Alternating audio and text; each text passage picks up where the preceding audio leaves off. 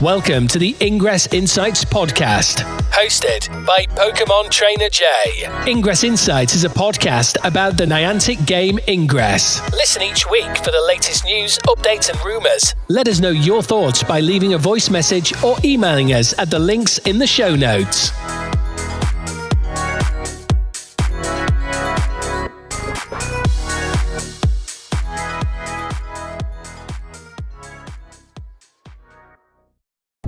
Additional intel available. Hey agents, I'm not around this week because I'm at the Cambridge Anomaly, hopefully helping the Enlightened win the series. So instead what I've done is record an episode going over the history of OPR, Wayfarer and Recon, as we're expecting Recon to launch later this year. I thought it'd be a good little history lesson time like I did before with Campfire. So without further ado, we'll get started and go into 2013 first of all. The Ingress scanner obviously launched in 2012, and at the time it was populated with imports from like the historical database and post offices, things like that. It wasn't until the 14th of March 2013 when the scanner got updated to allow agents on Android to submit new portals to Niantic. So that was standing at a location and sending you a nomination, making sure it met all the guidelines. That was about it for 2013. There wasn't much else going on. It just got activated and was ready to go. Later on, moving into 2014, portal submissions also became available for iOS users. I believe during this time in like 2013, 2014, it was only available to like level 16 agents and slowly came down to level 10 that we had, and at the moment as I record in 2025 it's level 8 for accessing Recon, but for quite a while it was level 10 as the main level. So that was August 2014 when portal submissions became available for iOS users. Later on that that year in 2014, Ingress also added missions, which though they're not related to OPR, then they are kind of important for the next part I want to go over. So in December, the Ingress team did missions for good. So they noted create missions for good to support local charities, and together we can spread XM and goodwill. We've been inspired by agents organising cross-faction events for local charitable organisations and coordinating food drives. Verified agents level 8 and above can create a mission, going to the Ingress mission site, using portals at or nearby your local charities like food banks or donation centres, and include the Missions for Good hashtag in your mission title. You can use the following image as your mission medal. While out hacking, we encourage you to donate cans of food or new and gently used clothing. If there are no nearby portals used in your mission, submit a new portal for your charitable organisation and include the Missions for Good hashtag in your portal description. Happy hacking. So I know there's been some confusion, especially from Pokemon Go users when they saw like charity shops like British Heart Foundation with just a hashtag that said missions for good. That's where all of those came from. They're not great submissions in my eyes, but some people argue otherwise. But that's where all those came from, the missions for good hashtag back in December 2014. Then finally on the 31st of December, the SEER medal, which was awarded for getting certain numbers of portals approved, was temporarily suspended. As of the 13th of September 2025, it's not come back. So maybe it'll come back in Recon. Moving on then to 2015. The only note I've got there is that portal nominations for Ingress got suspended on the 3rd of September 2015, and they didn't get reopened until 2017. So they were off for almost 2 years, pretty much. As I mentioned, 2017 is the next kind of marker we've got when portal submissions got re-enabled for agents level 11 or higher on the 25th of September 2017, and it was later lowered in the 10th of November down to level 10. So that's the level we had for quite some time there. I'm going to go pick a little bit on because I've got notes to say in May. This must be a different year, I'm assuming. Oh no, it is 2017. That's fine. So saying that portal submissions were limited to 7 every 14 days. And obviously they eventually lowered the levels down and kept going down further. So in May, OPR was available for agents level 16 and above. There was no above then. In June, it was available for agents level 14 plus. Earlier in June, it was 15 plus. And July, it went to level 13 plus, and obviously slowly went down and down to level 10 on the 10th of November. Then on the 1st of December, the Ingress team ran the EX05 weekend, and they said to celebrate the EX05 weekend and all of the agents traveling around the world, we've increased the total portal submissions from 7 per agent to 28 per agent, and that lasted until 10 a.m. PST the following Monday. Also want to go back and sorry, I'm going back over my notes. The original candidate action guide was published for OPR, and that confirmed how many stars certain items should get rated as.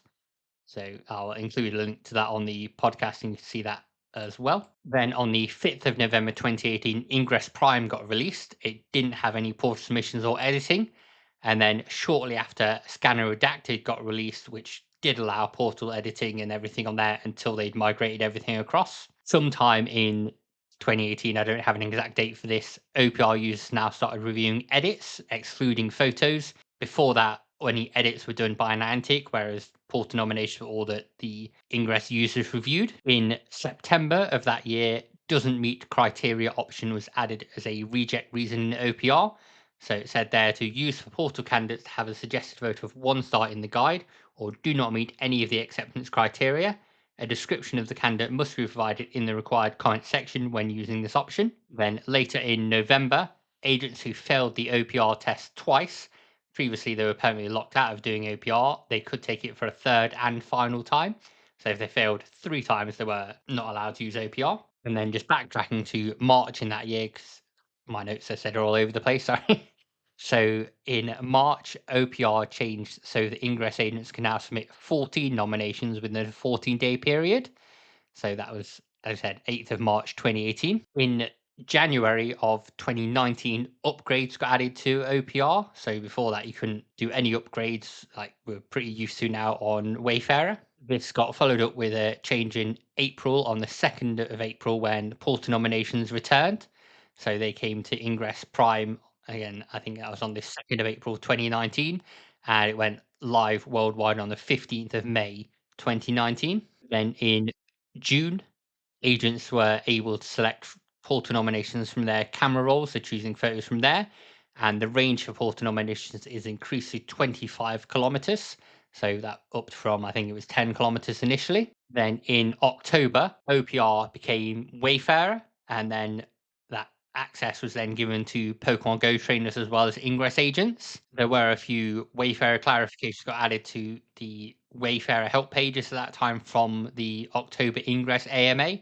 I'll link to on there, talking about little free libraries and charity headquarters, things like that. As well, with the changes going to everything going into Ingress Prime, supporting photos became mandatory, because Scanner Redacted used to allow you to just choose one photo and not have a supporting photo. In April of 2020, obviously we were deep into lockdown at that time, so Ingress agents are able to create 180 missions in April, and that remained a permanent change on there. And in April also, agents got double recon points for doing reviews, so that stayed for quite a while. That didn't end until October of that year. And then switching to another game that was using OPR as well. So the Harry Potter Wizards Unite team basically broke sync somehow, and it never fully got fixed before the game got closed. So that was great. Then in October, we got photos added to review. So before then, they were all being reviewed by the team, and you couldn't do those.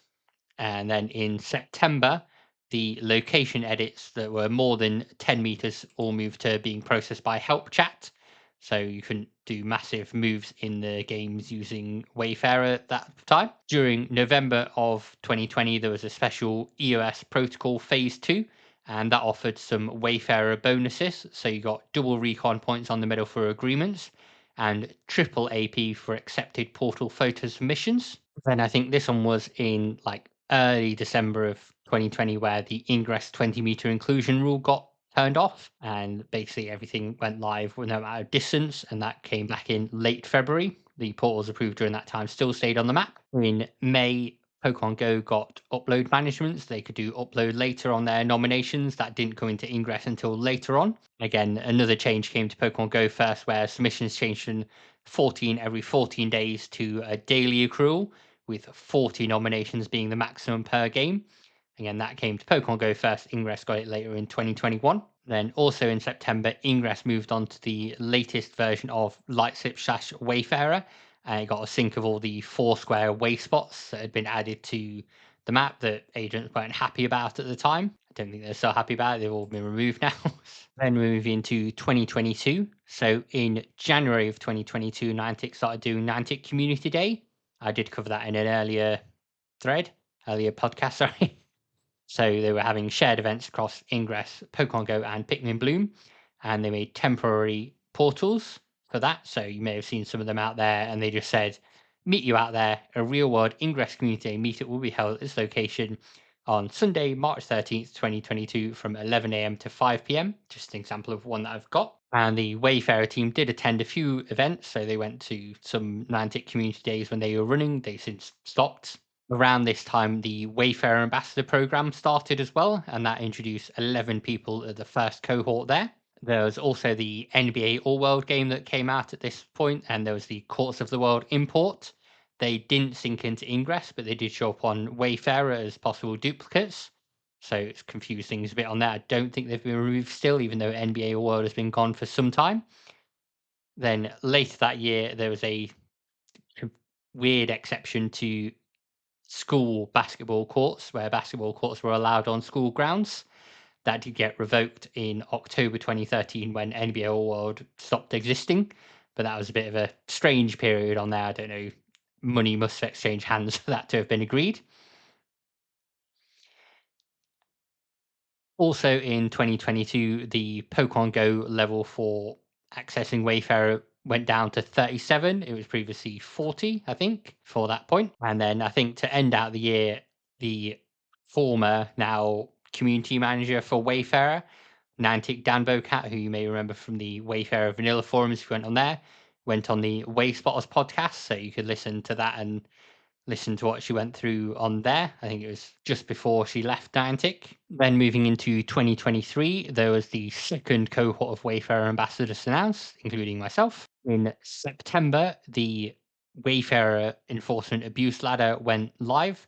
So that's where you can report anything that's bad happening in Wayfarer if you see Wayfarer abuse on there. At this time in October, there were also some Foursquare imports to India that Ingress didn't take. And also in October, there's a new onboarding and review flow, so there's no longer a test for accessing Wayfarer since October 2023. It was also announced in December of 2023 that the OPR live badge would be linked to Wayfarer challenges. Obviously, with Recon now being in and Wayfarer being separate, that's not how it's going to be. I don't know how it's going to be going forward on there, but that's how it was in 2023 for a few of the Wayfarer challenges. That was the way to get your OPR live medal tick. Then moving into 2024, the Wayfarer team started using a machine learning model to both accept and reject nominations. In addition, edits got added to the Wayfarer contribution pages finally, so you can see all the edits you've done on there. And you were able to do 2 appeals, and that went down from 30 days to 20 days. In March of that year, cohort 3 of the Wayfarer ambassadors announced and cohort 1 retired. In February of that year, Pikmin Bloom got its first sync of POIs since the launch. It get a second one later in September 2024 as well. And then in July, the Ingress team announced they'd remove the Foursquare imports from Turkey. In August, it actually meant that all the Foursquare portals got removed globally from Ingress. So they're not on the map, but they are there as duplicates to kind of mark against. So that confused things a bit. Then finally, we move into 2025. So this year. So on the 8th of January, there's a new landing page for Wayfarer now with all the images and everything on there that you see. On the 23rd of January, the Wayfarer access level for Ingress players dropped to level 8. So that was our final drop there for Ingress. And then finally, there was a final Ingress sync on the 24th of May to the Ingress map from Wayfarer, and then they separated out due to the Scopely sale. And then finally, looking forward to the future, the next thing we've got coming up is Recon at some point later this year. So as I said, I think that'll be November, but feel free to let me know your thoughts and let me know anything I've missed out. My notes are a bit everywhere for this Wayfarer episode, so I'll do a more structured one at some point. But hope you have a great day, agents, and happy hacking. Thank you, agents, for listening to the latest episode of the Ingress Insights podcast. If you'd like to support the podcast, you can do that in a couple of ways. So the easiest way to support the podcast is via Patreon. So you can find at patreon.com/Ingress Insights. And there's a free tier a $1 a month tier, whatever that is in your local currency, and a $5 a month tier. You can check out what benefits those come with on the Patreon. One other thing you can do that's totally free that helps out a lot is rating the podcast on your podcast service of choice. So where you can leave a rating or leave comments, that always helps increase visibility. And then finally, you can follow us on various social media channels. We use most of them, but the best one to follow us on now is Blue Sky. So that's just ingressinsights.bsky.social. Search for Ingress Insights on Blue Sky, you'll find us on there. Finally, sharing the podcast with friends, family, other agents who want to listen and get updates really helps out and helps get interviews with various Ingress people or other game-related people to then increase visibility more. So anything you can do from those is great. Thanks again for listening, agents. Have a great day. Intel package transferred.